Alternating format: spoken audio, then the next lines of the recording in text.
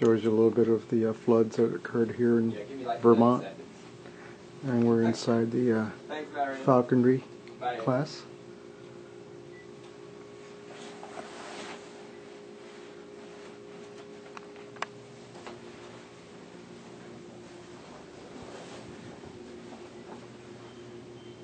Hey folks. Hello. Sorry. All right. The technical page. How you doing? Great. Very well. Very excited about today. That's cool. And let me see my schedule. I have 2 parties now. That's narrowed it down to 2 names. What was your last name? Armis. So you're here for the lesson in the walk. Mm-hmm. 1. This is the facilities for the falconry classes, and they have 13 Harris hawks, which are the preferred bird for falconry. And this is Manchester, Vermont, and I guess this is the facilities that they use for training, so forth and so on. So it's pretty exciting. We're going to see exactly what this is all about.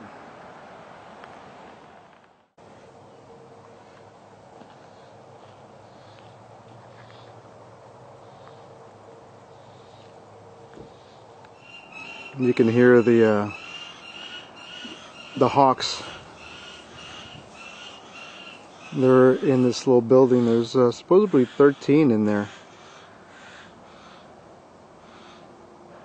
It's kind of like a open aviary in there, and they get to bounce around and walk around, but they're obviously not free. An apprentice. You build facilities and equipment under that sponsor, have them actually inspected by a game warden. You're issued an apprentice permit. You actually then are an apprentice for 2 years under that sponsor minimum. They can choose to keep you back longer if they please. So to go through the whole process is actually a 7-year to go through all the grades up to the master class falconer level. Your arm just gets tired very quickly, so relax in. Don't worry about them being too close to you though. They're not a parrot. They're not going to reach over and bite, I promise. All his power is down in his feet. He doesn't think to use his beak in that way. So the feet is really what we respect on our bird. So as we're working with them, let me do all the work with the equipment down here. Some of our birds do get a little bit nervous if someone strange reaches for them. Some of the other birds may think that you're trying to actually add some food to the glove and just grab. Don't want anyone getting scratched. So feel free to fix your hair, fix your hat, point, wave, that's all fine. But just try to keep that bare hand away from the feet and the glove over here. All right?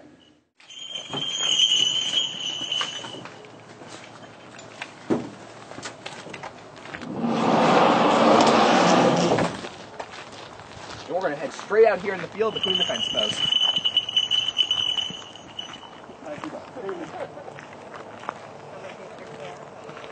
So I forgot, where did you say you guys were from? Jersey? These are Harris hawks. They're 15 years old, and they're all bred from we're heading towards Boston. Okay. babies. I've been wanting to do this for 2 years. This is a surprise, but he had no Yes, idea. I had Oh, no idea until you pull it up. No, That's why. yesterday I was looking through the brochure. We're staying at the Equinox, and I was reading. I said, "Boy, that's be great." She said, "Yeah, it's a little wild." So the secret was out. That's kind of the position they have when they're covering an animal that they've gotten. Yep, would call it mantling. In this case, he's actually just sunning himself. It's a little bit different. It's hard to describe until you've seen the differences, but he's sunning himself. Billy feels good being outside. loves to be outside. You know, especially on a cooler morning like this, he has to come out and soak up a little bit of thermal energy. Elmer's doing the same here. Yeah. So now that we're out here with the hawks, you see they're sitting fairly still, but they're constantly scanning around. They're hunting. If they see a mouse or a rabbit, they'd like to take right off after it. But this is naturally how a hawk hunts. They still hunt. Once he's up there, he's hunting again, but he's now keeping an eye on us. So this is often a He's situation waiting we to find come ourselves back. in when we're out hunting. Our bird chases a rabbit, he misses more often than not, and he's going to pull into a tree and sit here. We need a way of getting our bird back to reposition. He's not going to just come in on his own for no reason. He's Watch actually this. going to give him a proper signal, and that signal is the raised glove. I can sit here with meat in my bare hands. He's all ready day to long. take off, coming Never back been to the trained glove. before. And what I want you to do is take your glove and raise it at me. Here he goes. As soon as you make that right signal, He's going to come on in and get his treat. Is that the coolest He thing, lands nice and or gentle. what? He sees no reason to hit you hard. Yeah, they're so soft and light. So as far as they're concerned, the glove's just a feeding platform. Sorry. It's not something to catch and kill, so they don't waste energy coming in fast or hitting you hard.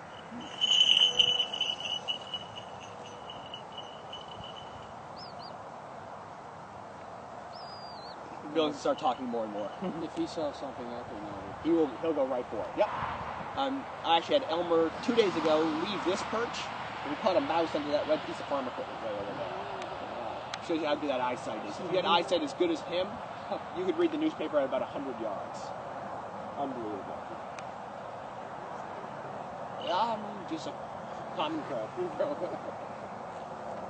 So he's thinking about early cues. If I step towards you oftentimes, he thinks I'm going to give you some food. But the proper cue is the raising of the glove. So if he comes early, the best thing to do is to actually just ignore him, and he won't land on your head or anything. He'll just go right past and sit on a different perch. So let's call him in again when you're ready. What you probably want to do is raise your arms straight out, away from your body. That way you don't end up with a wing catching your finger for him. Get off the glove, go find a perch. he likes it. Yeah, he likes to check that ditch out. The ditch here is all full of water, and there's frogs in it currently. And he thinks frogs are tasty little bites. So what we're going to do is try to call him in again quick before he finds a frog. Well, it's fun to watch. It's a really good way to lose the bird's attention. Yes, get 2 cast-offs, and then it's another bird's turn. Oh. I love it. Yep. And there's not any wind today, so we'll just cast out towards the red piece of farm equipment. So bring your arm out straight slowly. Pause, and then just sweep forward, letting go as you push. Yeah, he wants to go because he figures the sooner he gets to a perch, the sooner he gets called back for some more food. Well trained. He's got the system figured out. We're going to give him a second. He's a little slow to come back from this perch because he's hunting now. Yeah. See all that tall grass? It holds a lot more stuff to catch, and he knows that. He's 15. He's been here a long time. So he's going to check all that out.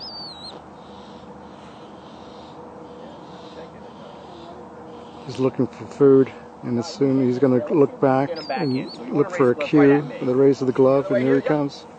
Just like this. There he is. That way, he lands facing you.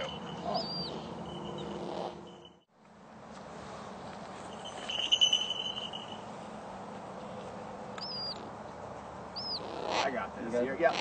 See how he drops his wings here? He's being a little possessive. So you don't want to reach in too quickly or too early. Okay. Just so that he doesn't. So I'm going to pass Elmer on to you to hold for. He wants to go. You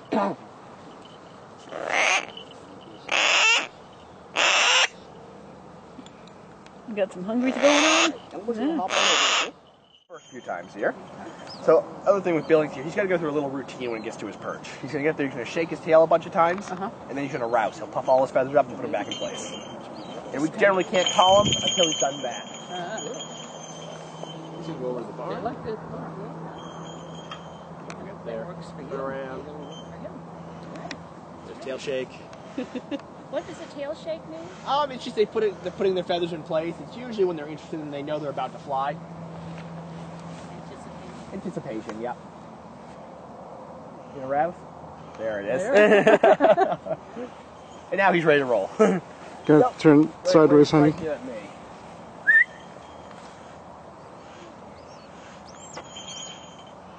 And even between these two birds, they have a completely different flight style. He's very quick and agile.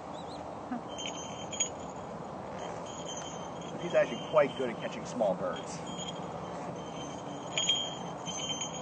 As good as Sharpies? No, nowhere near as good as the Sharpie or Tubes. I think he's going to go up to the barn for us.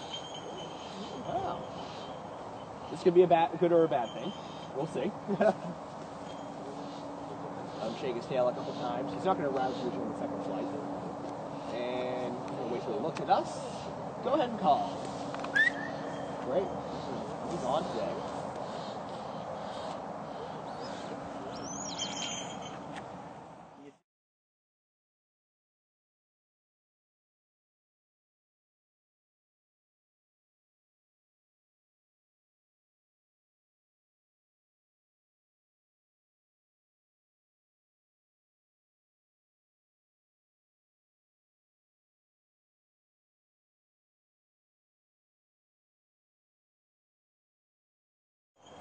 will do that again. I like that flight.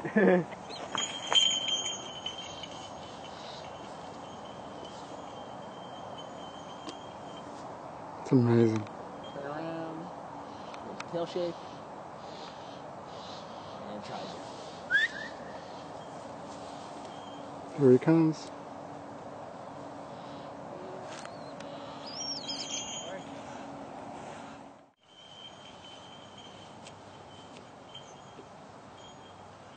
The other thing with Billings here is Billings is actually trained to work with all our dogs as well. The problem we have with Billings now is that he thinks all dogs should work for him.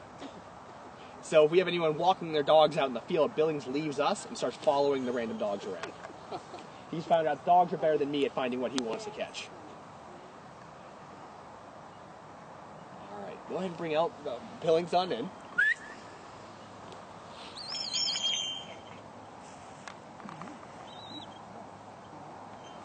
I'm going to cast him off just a couple more times here, then we're going to have you cast him off.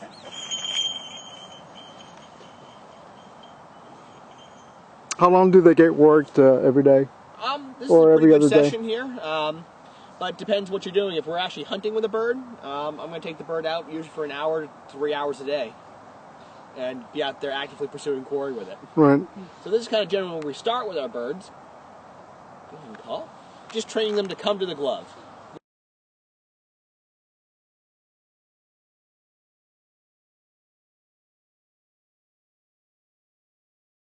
Over to a perch like that. I can really use it to direct my bird. All right, let's have you call him in, and then we're going to have you cast him off a few times.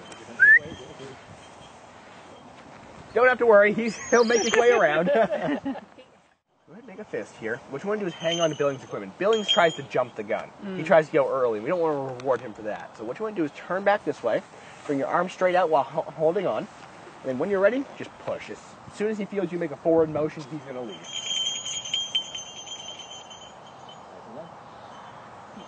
So with him, most important part is really just letting go. Yeah.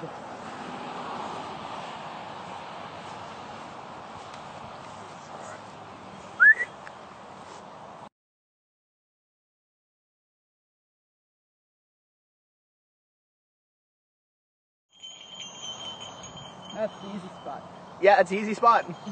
So there's not much, but there's a slight breeze coming this way. Okay. If there was a heavy breeze coming this way, though, the birds are going to go downwind every time. So actually, about 2 days ago, we had sustained 15 to 20 mile an hour winds out here. Right in the grass in front of him. He's not too picky. He likes earthworms. Oh, it's a free little protein source. He'd always much rather go get food by himself than have to come to a person for it. Oh, and that's a frog. I'll be back. I'm gonna check and make sure it's not a big bullfrog. Caught something. Yeah. Did he catch anything? He missed it. That actually is what happened 4 times and not. He's pissed. You just figure it's better like next time. No, no use sulking over it. So then try to call him and we'll try to get his attention focused here. There we are.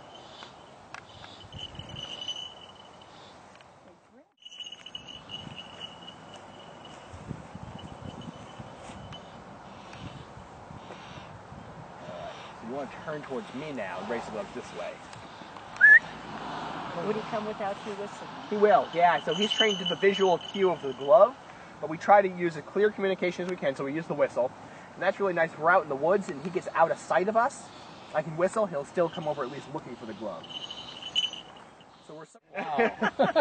That's all that was. He flew off the glove and went for an earthworm. Yeah. That's pretty cool. He's always looking. Let's have you cast him then. Hopefully there's no more earthworms. And I gotta be able to let go, or will that just automatically? Yeah, you just want to loosen your grip as you push. Yeah. You'll feel it slip.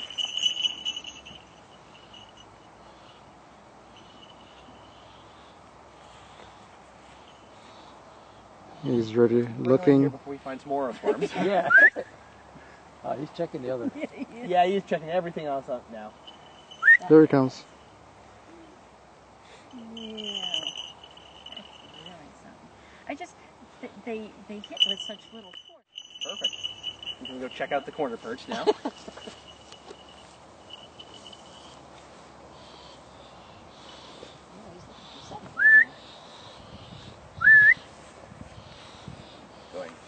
Try to call.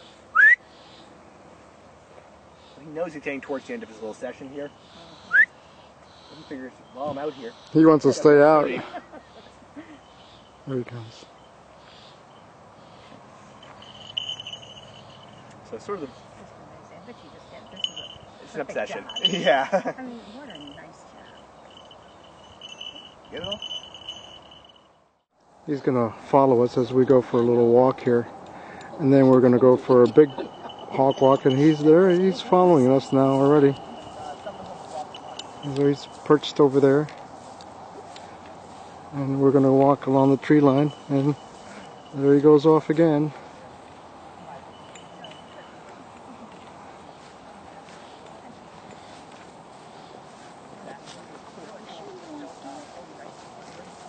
There he is in the branch over there.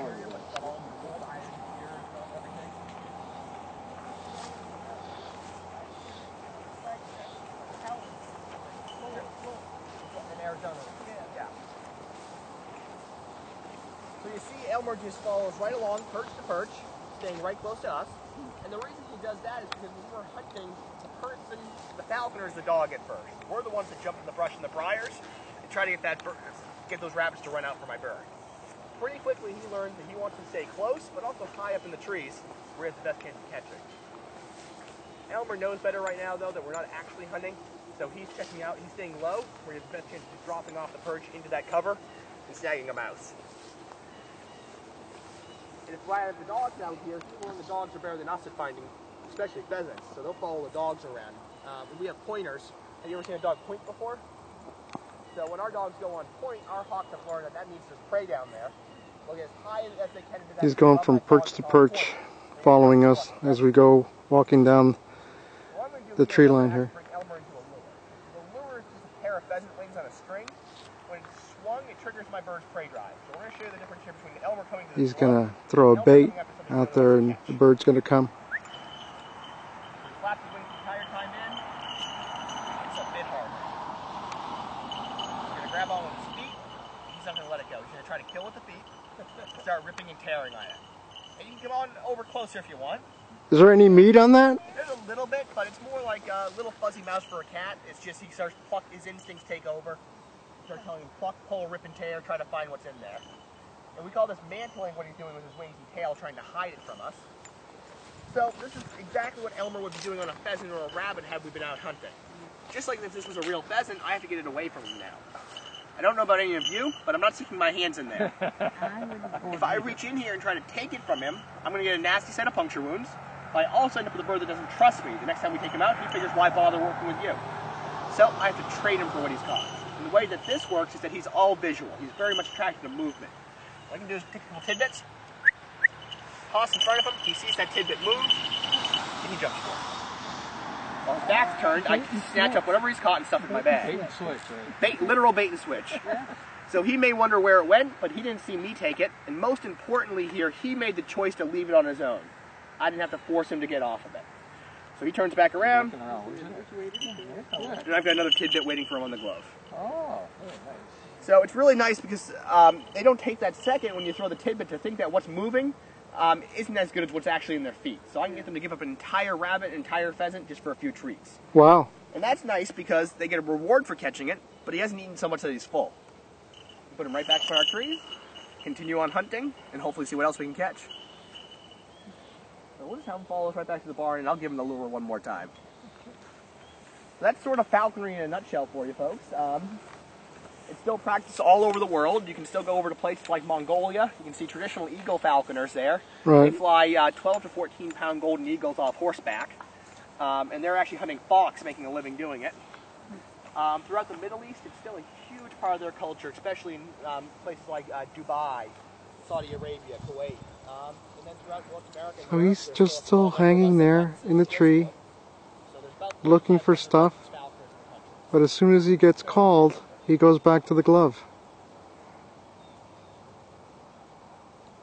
This is an incredible, beautiful thing. One with nature.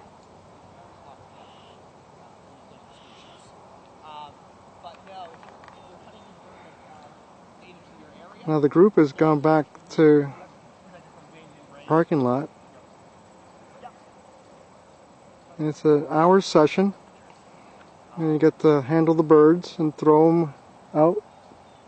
And here he goes. Oh.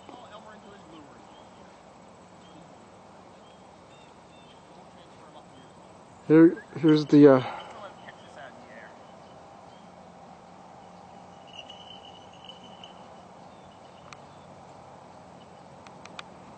now the only way he'll get rid of that piece of wing that has a little meat to it, or it's called bait, is to give him a tidbit of meat while he takes the bait away, and that's it.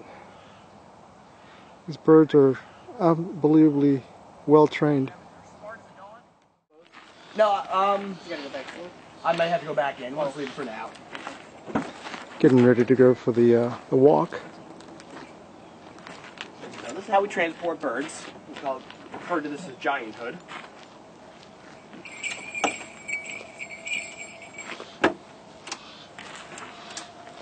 And I'll be right back with Sky, who's one of our females. Boys in one and girls in the other. So you just gonna wait down here, or? Okay. You're welcome to wait in the reception too, if you prefer that. Hunting, squirrel hunting. Getting the birds and the homing devices ready, brush and briars in the woods, because we're going to go for a walk. Hawks are a better choice. If you're flying in big open areas, falcons can generally be a better choice.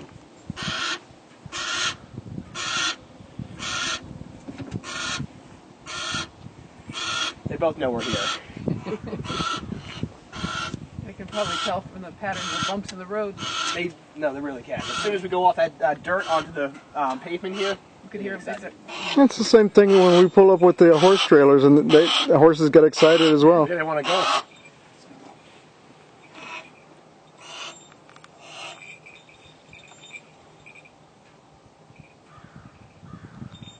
go. It's all just conditioned responses. Now the red tails, how much bigger are the red tails than the Harris?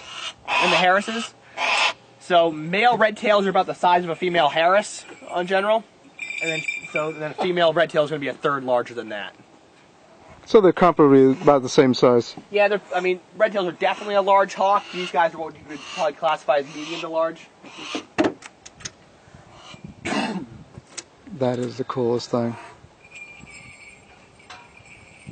And a male Harris is definitely a medium-sized bird.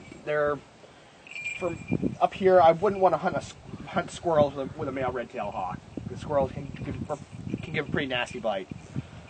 Females do better on squirrels, and then red tails are great squirrel hawks. They've got really big, powerful feet. Now, do they know that what they're going after, or know what not to go after? Not really. They usually have to learn through experience. Right.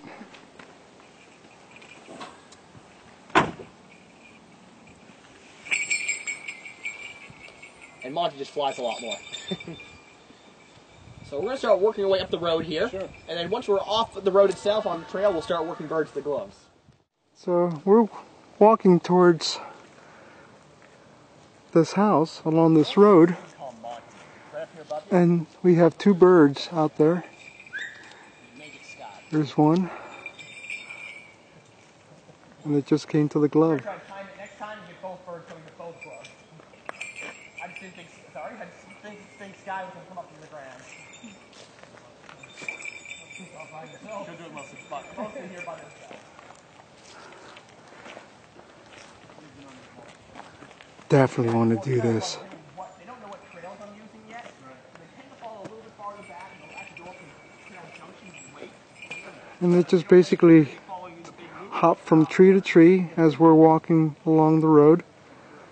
It's the coolest thing.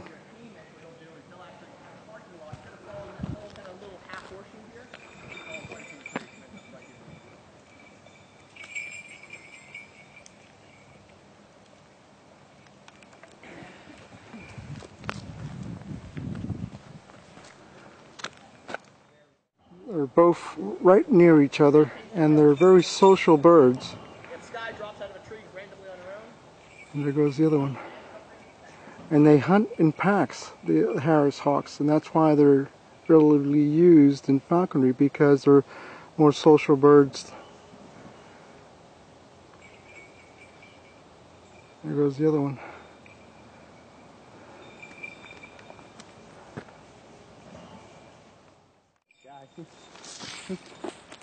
Don't worry, we'll do it again.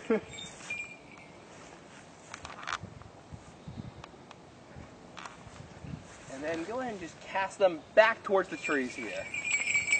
Or Keep going that way. He knows where we're going. Back to the path. where did the other one go? Right here. No. Oh, there she is. Behind that tree.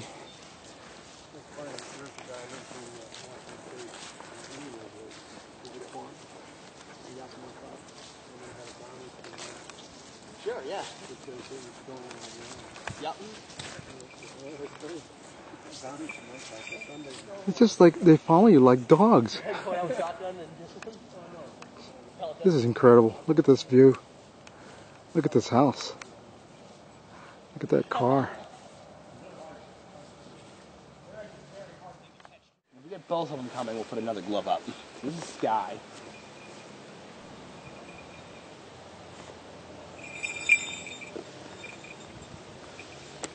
I'm going to ask her over to my glove. And here's Monty, waiting for his lure. Let's try to get him into your glove. I don't think it's going to work, but I always try at least once. Hey, Monty. Is he hard to, at the end of the walk, to get back? That's why I'm calling him down now, because I'm going to carry him actually the rest of the way. Go ahead, relax. He likes to stay out. Just completely relax and take a couple steps here with me. I'm going to try to make this super easy for Monty. No branches. Right up.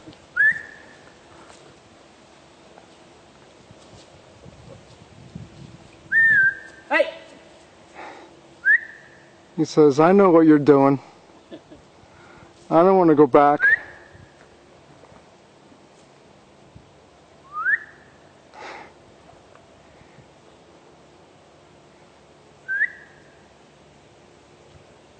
Drop the glove again.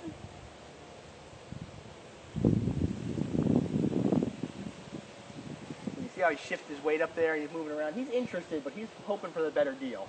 And I'm not going to give it to him today, though. Go ahead and call. He either has to come in for this. Trying to get him to the glove. And we'll walk But away. he's not that interested right now.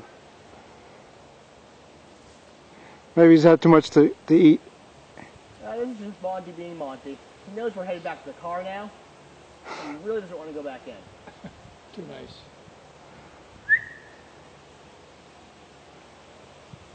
So I'm going to send Sky right here. Sorry. We're just going to walk down the lawn. Just walk away from him. Whoop. She's going to come down and eat some acorns. Acorns. Acorns, yep. Actually, you got a hog walk this afternoon, now eating acorns. Even though they don't do anything nutritionally for her, if I get a walk in the evening, she's feeling satiated. So, try not to let her eat too many. Now, is there anything poisonous like acorns or?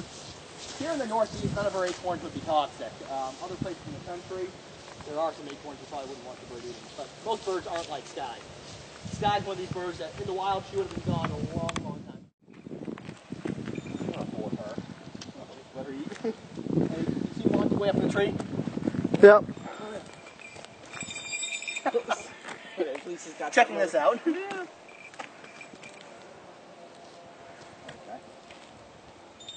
There, sure. Oh, And I thought. Oh, he's getting closer. go ahead, pop it up here.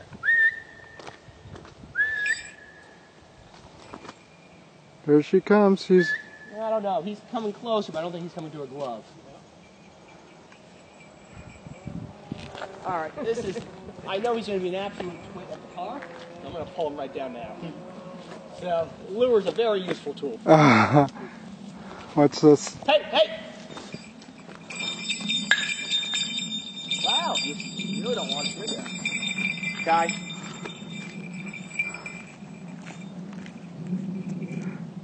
And that piece of wood is probably heavy enough so that it can't take it off.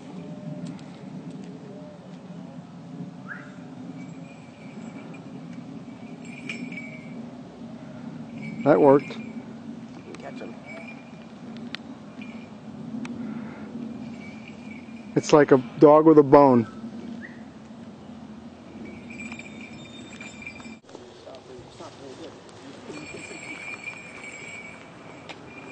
We slow down a lot of traffic.